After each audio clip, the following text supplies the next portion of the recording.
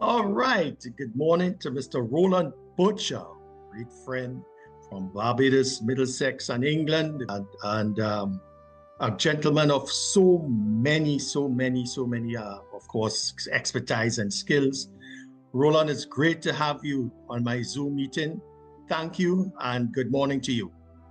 Yeah, Reza, good morning to you. And it's a great pleasure and honor to be sitting here having a chat. Really Yes. looking forward to the discussion. Thank you so much. Well, let's start early, of course. You grew up in St. Philip's, Barbados, and give us a little bit history about yourself, your family background, your schooling, and your love for cricket. How did all of this start? Yeah, basically, I was born in East Point, St. Philip, which is in the very east of Barbados. As you know, Barbados is not a particularly big place, but St. Philip is a fairly remote, or was a very remote area in terms of Barbados. I mean, most of Barbados centered around St. Michael, Christchurch, the town area. So St. Philip seemed a distance away from the rest of Barbados. Yes. Really not a lot to do in those spots because it's very plantation.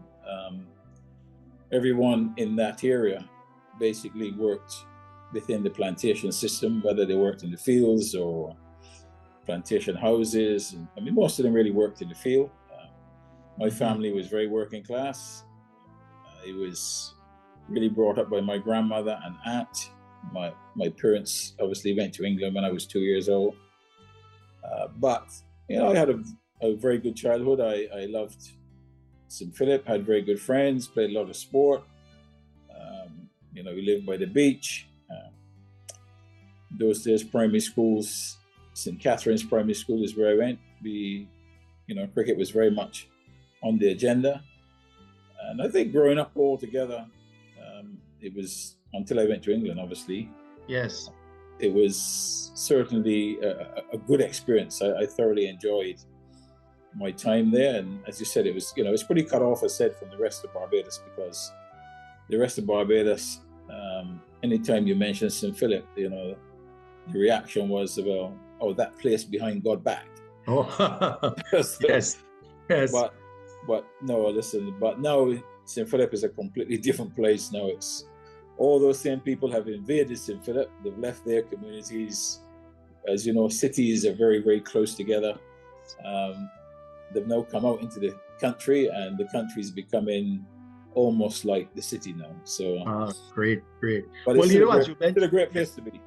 Great, man. I hope to visit there soon. Actually, I've been to Barbados about 2 occasions. Anyway, you mentioned about your parents leaving at Barbados at the age of 2.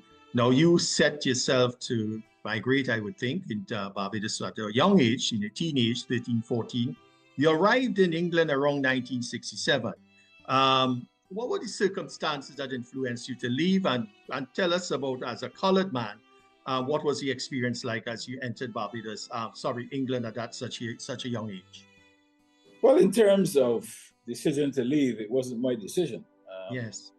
Around that time, obviously, not just my family, but many other families in Barbados and around the Caribbean had to, move overseas, whether it was England, whether it was USA, obviously looking for better opportunities for themselves and for their families. So yes, my father, he went in 1955 when I was 2 years old, and my mother followed a couple of years later. So, so I was left. Myself and my sister Margaret was left, like many other families do, with their grandparents. In those days, the grandmother was very much in charge of the family. So my circumstances was a little perhaps different to most, in that my grandmother, she brought up at the same time. My grandmother Mary and my aunt Olga brought up 7 grandchildren at the same time. Yes. And my father had 2. I had an aunt in England who had 2 there. An aunt in Canada had 1.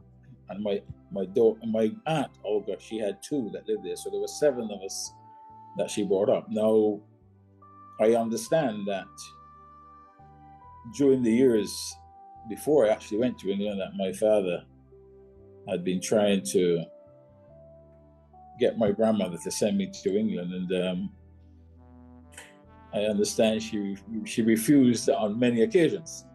Yes. But when I was about 13 and a half, I think she probably felt I needed to have a man's influence around me, because the house was pure women. The only males in the house were 3 grand, and they were all younger than myself. So eventually he persuaded her in 1967 to send me to England, and that's how I got to England. Yes. Now, arriving in England obviously was completely different. Really, it was a shock, because all I'd known before in Barbados is very much an outdoor life, sunshine, the seas there, running around, doing as I please, playing cricket, doing things that boys do, pitch marbles, the whole work.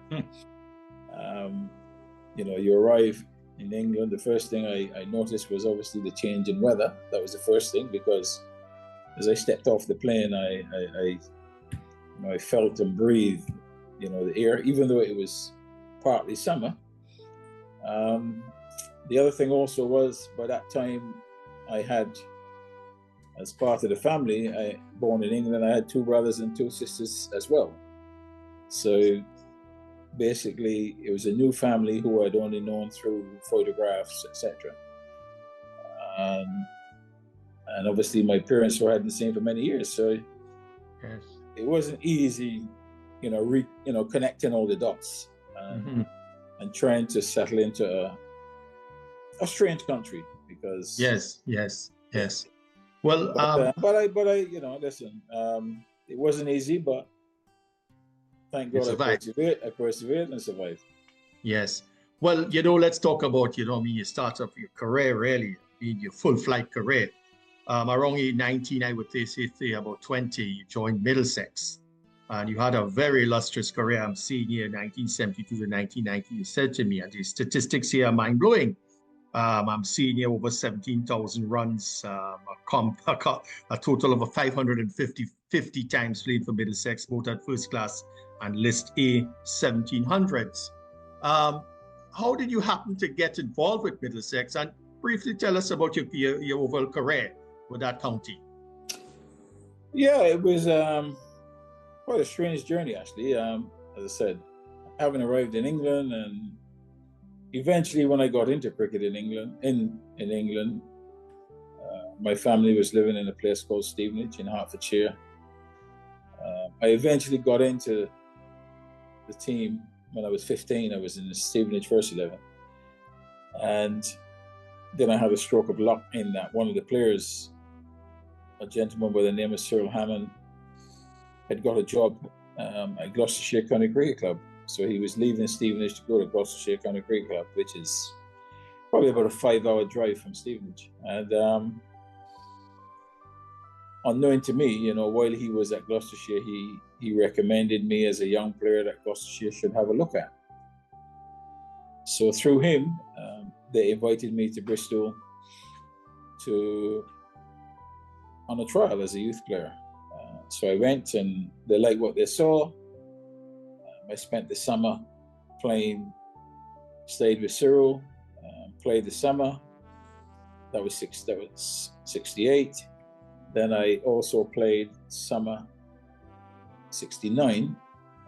And what used to happen in those days, the youth team would play during the summer holidays, school holidays. And you would play almost every day. So all these kids would come together from all over the country. And they would every day they would go and play cricket. We got a chance to see the first class matches at Bristol. In those days, the likes of Mike Proctor was there. There was one West Indian there, actually, a Barbadian near Whitecourt Phillips was in the Gloucestershire team at the time. And then they had a lot of other internationals, David Allen, who played for England, Arthur Milton, who was an international footballer for England, an international cricketer for England. So we got to see all of these guys playing as youth players. So that happened in 68, 69. Now, at the end of 69, I was 16, and Obviously, Gloucestershire were interested, but they didn't feel that. They felt I was a bit young to come into the full professional staff. So they sent me up to Lords for a trial with the MCC Young Professionals. So what the MCC Young Professionals had a program whereby the counties would send their promising young players from around the country there for a trial. And if MCC was impressed, they would take them on an apprenticeship. So I went there, and yes, they liked what they saw. So I went the same. Ian Botham and myself went at the same time. So they took us both on as apprentice. So I did an apprenticeship in 1970 and 71 at MCC, again based at Lords. And while I was there at Lords, obviously Middlesex is based at Lords, so they get a chance to see all the young players. So basically what happened there was Middlesex got to see all the boys, saw me, offered me a contract, and I joined Middlesex in 72, and as you said, I went on to play till 90. Yes. So that was my process. Excellent. Let's talk about your debut. I mean, fast forward, a great day of in March 1981 against the powerful West Indies. You know, you didn't. I mean, the expectations were high. What was that feeling on that particular day in March of 1981? Yeah, it was unbelievable. You know, to be number one, to be selected in an England touring side that consisted of players like Boycott, Gooch, Gattin, Gower, Botham, Willis, Willie, you know, that Embry, you know, to be picked in a team like that, then, you know, obviously, you know, there's a great joy. And then to make your test debut in Barbados, the place where you were born, against West Indies, who you dreamed of playing for when you were a kid, it was another dream. So it really was a fantastic occasion, not just for me, but for my family and for Barbadians, for West Indians, and for really West Indians all over the world. Great, man. Well, the focus, of course, now would be your launch of your book, Breaking Barriers. What you would have had, you start a launch on 9th of April, and then you moved to Trinidad on April the 29th, and 14th of May in the UK. What influenced you to write this book, and what are some of the themes that surround the content of this book? Well, it's an interesting story as to why. I knew, obviously, at some point in time I would actually do it, but the question was when. I didn't actually choose the time when to do it, and it was really prompted by my friend Dr. Sasha Sutherland, who wrote the book with me. She was one of my students at UWI from back in 2004, and she had been saying for a year or two, you know, you need to write your autobiography. And I would say, yeah, sure, no problem. But I came back from England last year and decided, yeah, I'm going to do it. So I called her up and said, listen, you're always saying to me, write my autobiography. Yeah, I'm going to write it. She said, oh, yeah, that's great. Expecting that I had somebody to write it elsewhere. And I said, no, but you're going to write it. And she was like, you know, mouth open, because she'd never written a book before. But I knew that she really was the one meant to write this book and could write it well. And she's done an absolutely brilliant job. So that's how it came about. And right. We're nearly there right now. You're really there. So I'm going to be honored to meet you personally on April the 29th at the Queen's Park Oval, which you're very familiar with. Tell us about the agenda in particular. Yeah, I mean, basically on that day, obviously, as you know, it's being hosted by my good friend Gustavo Pandiani, who is the ambassador for Trinidad and Tobago. Yes. He's hosting it at Queen's Park Oval. And basically, the day is going to be an opportunity for, you know, friends and other cricket people to come together. It's going to be hosted by Roland Butcher. Yes. Okay. So Ryan is hosting it. Yes. And then we'll have, obviously, a number of other players, etc., will be there, and other guests. And we're looking forward to having a great evening. And really, as I said, my story is one of, it's perseverance, about opportunity and breaking barriers, across, not just in England, but, I've broken many other cultural barriers as well. So I'm looking forward to the evening, to actually, meeting a lot of friends that I perhaps haven't seen and spent enough time with it, and just really celebrate, something that's been a lifetime of work for me, really. I'm certainly looking forward. Well, we're coming down to the end of it, and I must ask you this: if you have been associated with West Indian cricket as a junior level, senior level selector, I believe. We are all, we are all saddened really by the development of West Indian, or the decline, of West Indian cricket at the test level. What do we need to do in a few minutes? What is required to would we get back to those halcyon days of the 70s and 80s? What do we need to do? Well, that's a very good question. Listen, yes, I agree that the decline has been terminal and rapid, and it's over 25 years. So you cannot say it's a blip. So there's so many things that really need to be done to turn that around. There's a lot of talk about, the finance, etc., etc. But yes, finance is a key thing. But I think the important thing is to get a lot of the territories all to be singing from the same hymn sheet. Yes. All working in the same direction, and getting proper development and facilities, particularly practice pitches and pitches that you play on that are conducive for the development of world-class cricketers. Yes.